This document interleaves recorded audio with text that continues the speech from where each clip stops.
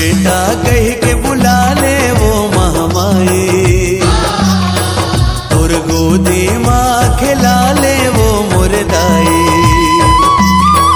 बोला बेटा कह के बुला ले वो महामाई, और गोदी माँ खिला ले वो मुर्दाई। तोर बिना कोनो नहीं है मोर, अर्ज सुन ले दाई मोर। तोर बिना कोनो नहीं है मोर, काका हो कर लाई, तह गोदी में खिला ले दाई। बोला बेटा कह के बुला ले वो महामाई, और गोदी माँ खिला ले वो मुर्दाई। बोला बेटा कह के बुला ले वो महामाई, और गोदी माँ खिला ले वो मुर्दाई।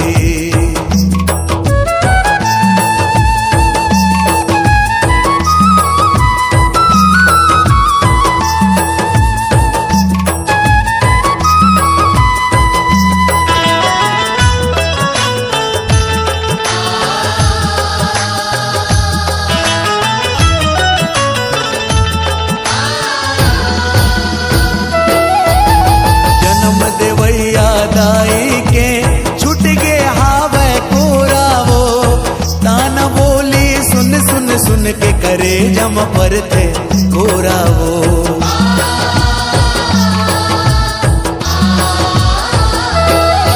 ये जन्म देवैया दाई के छुट गे हावे कोरा वो, ताना बोली सुन सुन सुन के करे जम पर थे कोरा वो।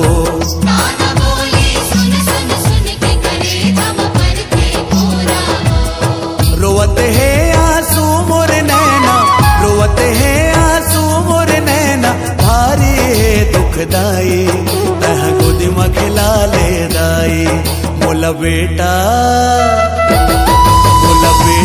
कह के बुला ले वो महामाई, और गोदी माँ खिला ले वो मुर्दाई। बोला बेटा कह के बुला ले वो महामाई, और गोदी माँ खिला ले वो मुर्दाई।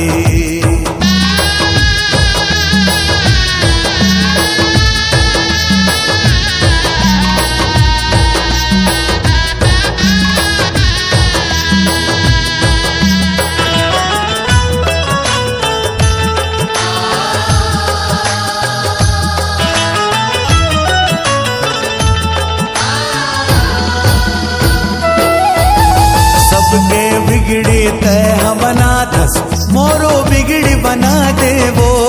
रख ले अजरा के छैया माँ, लोरी गा के सुना दे वो।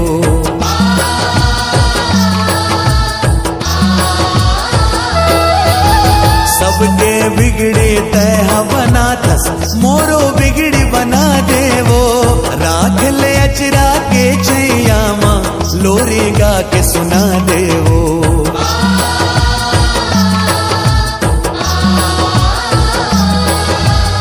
हो जाते बारा हाल ये जग में, हो जाते बारा हाल ये जग में, लइका के बिना माई, तह गोदी में खिला ले दाई। बोला बेटा कह के बुला ले वो महामाई, और गोदी माँ खिला ले वो मुर्दाई।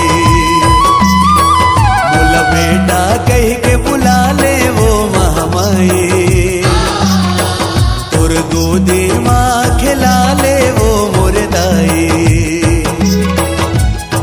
तोर बिना कोनो नहीं है मोर, अर्ज सुन ले दाई मोर।